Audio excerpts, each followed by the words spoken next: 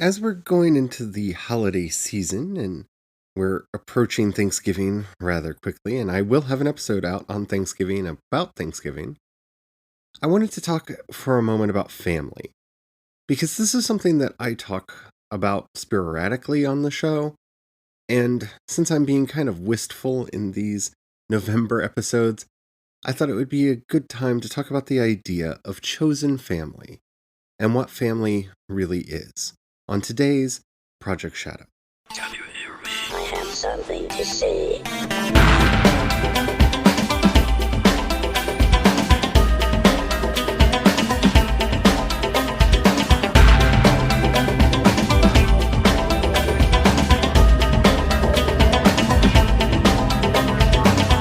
Project Shadow starts now. Hello, everyone. How are you doing today? My name's Charlie. You might know me better as sci-fi fantasy writer C.E. Dorset, especially if you're reading my latest book, Crucify My Love. And yet, today we're going to be talking about family and what, to me, it is and isn't. But before we get into all that, which I'm sure is not going to ruffle anybody's feathers, if you haven't already, please take a moment to rate this podcast in whatever app you're listening to me on. It really does help out a lot. It tells the algorithms to share the podcast with more people. The more people that listen, the bigger the community. The bigger the community, the better the chance we have of actually communicating with each other. And after all, that's why I do this in the first place. Thank you to everyone who's already done that. Okay, I don't think I can appropriately enter this conversation without just stating some basic facts about me. Hello, my name's Charlie. And if you didn't know, because you didn't read the description of the podcast before you subscribed or something, I'm queer. I'm extremely queer. I'm queer in the queerest of queerness ways that I could possibly be queer. And as a result of that, family has always been, well, let's just say a fraught endeavor. And I don't know if it's because of that or just because it's something that I have realized philosophically over the years. I have come to believe that family is not blood. That blood is what it is. It's blood. I share DNA with some people. And don't get me wrong, I actually have a good relationship with my parents now, for the most part. And I have a decent relationship with most of my siblings and some of my cousins. But that's not special. And it's not, to me, what makes family family. Family is not the accident of birth. And if it is for you, it's not because of that accident of birth. It's because of the thing that actually makes a family family. And that's the connection that we have with each other. You see, growing up in the queer community and growing up in a time when it was easier for people to kind of ostracize you once they found out exactly who and what you were, I have had iffy relationships with my family for years. And like I said, we're fine now, but there were some rough and rocky patches through there. And the people that I learned were my family. The people that I learned were everything that family should be, are the people that chose to be with me, chose to ride it out through thick and thin, through the good times, through the bad times. The people that are there for you when you need them. They are your family. And for you, you may be lucky and you may be related to them by blood and DNA, and maybe you're not. I mean, for me, family is a very weird conversation to get into because all of my siblings are half siblings because my brother and one sister have a different mother than I do, and my other sister has a different father than I do. But together, we are fine. We're friends. I'm really close with one of my siblings, and I do consider her to be part of my core family. But the other siblings they're friends. They're acquaintances. They're people that I kind of know, and I know their kids, and whatnot, but they're not that close connection that, to me, makes family family. For me, family is that person who texts you when they notice that your online presence has gotten a little weird and that you might need to talk. And they don't want to do it in public because they don't want to embarrass you or cause any further issues. Family is that person who comes over to your house when they know that you're in a very dark and self-destructive place and who won't let you be alone because they know that you're at risk of self-harm. Family are the people that look out for you. Family are the people who care for you. That's how you know who family are. Friends are people that you have a relationship with. Family stand up for you. Family help you to the best of their ability at all times. And we in the queer community have embraced this idea of chosen family for a long time. I have several people that call me mama, and I love it because they are my children. I own them as children, And they ask for advice, they ask for help, but they know that I will always be there to help and support them no matter what. Sometimes in ways that their flesh and blood mothers would not, or could not, or do not. Because we have chosen to be family. We have chosen to be together. It doesn't matter our last name, though some families do have names. One chosen family that I am a member of actually gave themselves a house name. And that makes me feel welcome. It really does. Family is something that is earned. It's not something that is given. And I think that's backwards to the way a lot of people think about it. And like I said, I don't know if this is a philosophical position that I came to or something that just grew out of my experiences in the queer community over my lifetime. But just because we are related, that doesn't necessarily make us family. I have family members who have said and done terrible things, both to me and to other people that they are related to. And you know how they say no one can hurt you like family? To me, that's a sign that that person isn't family. Family doesn't hurt each other. Family sticks together. Family is everything. So what is a chosen family? Well, I have people in my life who refer to me as their sibling. And I do in return. I have many brothers that I am not related to. I have many sisters that I am not related to. By blood, by DNA, but our spirits are together. We care about each other in such a deep and meaningful way, and we do what we can to help each other out. We do what we can to be there for one another. No matter what it may be, no matter what the time is, you put down everything. Because that's what family does. And for some people, when we talk about chosen family, they try to argue to me that I'm just confusing friendship with family. The family's the people that you're born with, and the friends are the people that do all of those nice things. But for me, they're the ones that have it backwards. Family, and I know I've said that word a lot. I'm going to be impressed if it still has meaning for either of us after I go through this. But family is that support system that holds us up when the world pushes us down, that holds our heads when we're sad, that has our back when we're threatened, that is there for us no matter what the circumstances of our lives may be.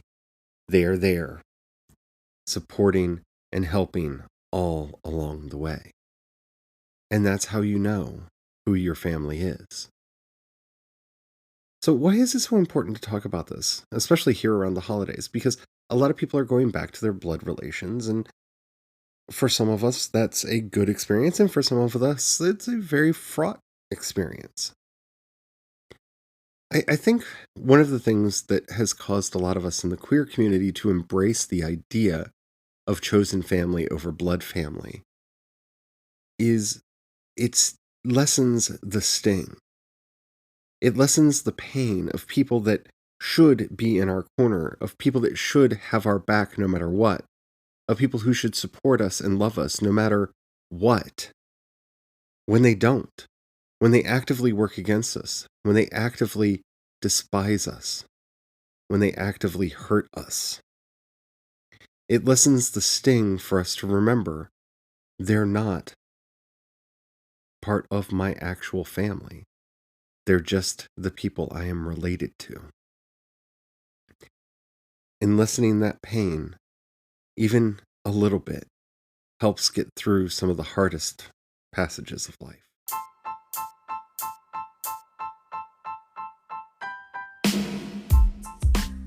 So how does one go about making a chosen family?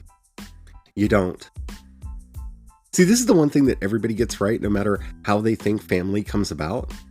Family, even chosen family, isn't something that you just pick and choose. You don't point at somebody and go, "You're my new brother now," because that's stalkery and kind of creepy, and that's not something that you should do.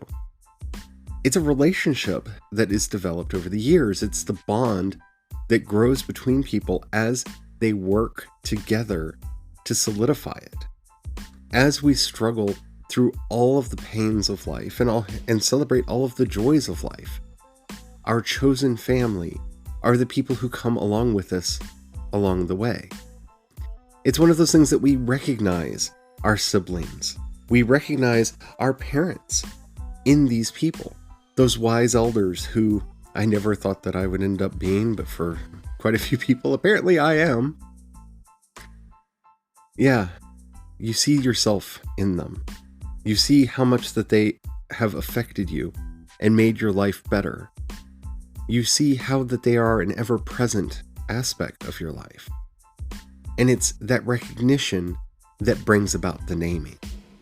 Because when Doc, for the first time, called me his sibling, it just made sense.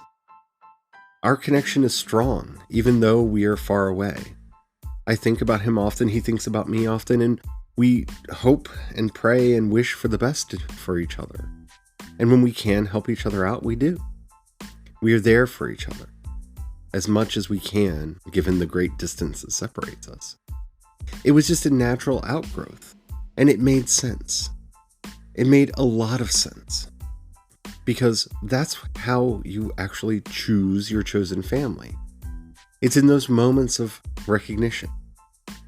I often refer to myself as mama, but not to everyone. It's only those people that I really care about. And it's that often for the first time in that moment of realization of how much I actually care about that person. And then you see if that is reciprocated. If they respond, if they join in the choosing, then you have identified another member of your family. And sometimes you don't. Sometimes you're wrong. Sometimes the relationship isn't as reciprocal as you think it is. And that's a good thing to know as well. And as we're going into the holidays, remember that. And don't neglect your chosen family. And don't neglect your blood family, unless it's healthier for you to do so. If those you're related to are toxic and harmful and bad for you to be around, you should not feel an obligation to be around them. Though this is the time of year that we embrace family. It's one of the reasons why for Thanksgiving we often have a lot of people that show up that we are not related to genetically. Because we invite them to participate. We invite them to take part in the celebration because they are part of our family. And that's what you need to find. It can be hard, especially if those that you're related to have hurt you in such a way that you find it difficult to trust others. And believe me, I know what that can feel like. I remember when I was younger, especially when those wounds were fresh. But the one thing that we have to learn in life is how to let go. Because the traumas that we carry with us are only poisons that harm ourselves. And I'm not saying that it's always easy to let them go. I'm not saying that it's ever easy to let them go. But it is the one skill in this life that we all have to learn. Because why should someone get to harm you over and over and over again, even when they're not present? And that's the beauty of finding your chosen family, in embracing it, in naming it and calling it what it is. Because once you have established those relationships with others, it's easier to let go of those hurtful, painful memories. Because you know your mama wouldn't talk to you like that. You know your brother or sister or sibling wouldn't talk to you like that. Because you know who they are now. And yes, sometimes you have to cut people out of your life. There are people that I am related to that I just don't talk to anymore because it's harmful to me and it causes me too much pain. And they do it intentionally. So they're out. And it's as simple as that. I know among some people, have a reputation of being very cold and calculating about some things, especially about this. But that is what is necessary for survival sometimes. We can want all that we want, but that doesn't mean that we get to have. And just because I want a certain relationship with a certain person does not mean that I am entitled to it, nor that I will ever have it. And once we can get that message out into the community, out into the world itself will be a better place. My husband is closer to me than any human has ever been. Because one, we've been together for like 22 years. And two, we know each other. We can finish each other's sentences. We can almost read each other's minds at this point. Because we know what that look on the face means. We know how each other are feeling without even having to ask sometimes. Because that's the relationship that we have developed over the years. And that's more than anything what I'm talking about when I say that you need to find your chosen family. You need to be developing those relationships. Because real family is not toxic. Real family is not harmful. Real family is not abusive. And if anyone who calls themselves your family is any of those things, they are not your family. So hopefully, you already know who is and is not good for you. Who is and is not looking out for your best interest, whether they say they are or not. Because hell is paved with good intentions. The road there and the streets themselves. Many of the people that think they're doing what's best for us are the people that will hurt us most. But the people that are actually doing the best for us, the people that actually are seeking the best for us, they won't be the ones that cause us that deep, abiding pain. So as we're getting ready for Thanksgiving, and you're thinking about the things that you should be thankful for, start naming those people that are part of your chosen family. Start realizing who they are if you haven't already. Start looking into the idea, start looking into the philosophy, the concept of it. Or just embrace it for what it is, depending on how deep you want your experience down the rabbit hole to be. Because I'll tell you right now, it's one of those things that will change your life. Because family is so important. But that should never be confused with blood or blood relations being important. Blood is the liquid that flows through our veins.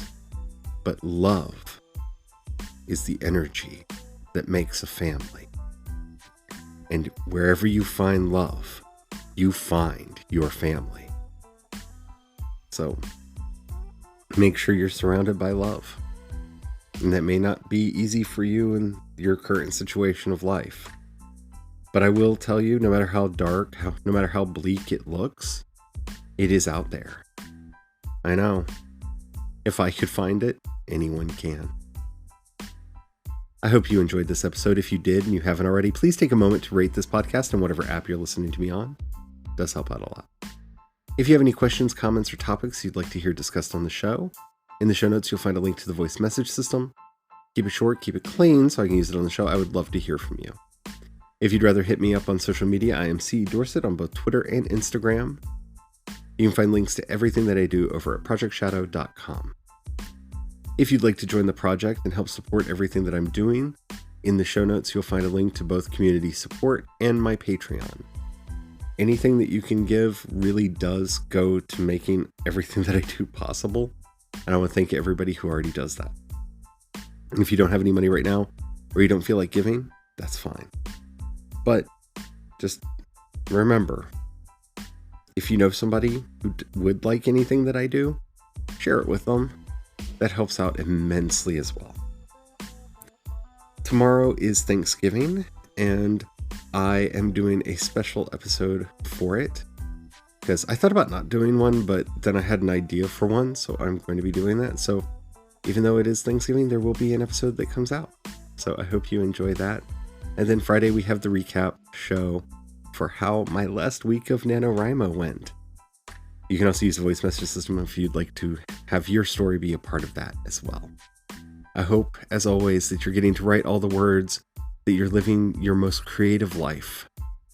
And most of all, most importantly of all, that you're surrounded by those who love you as we enter this holiday season.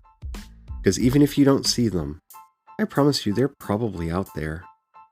Sometimes we obscure them from our own eyes. So until next time, don't forget to have the fun. Bye.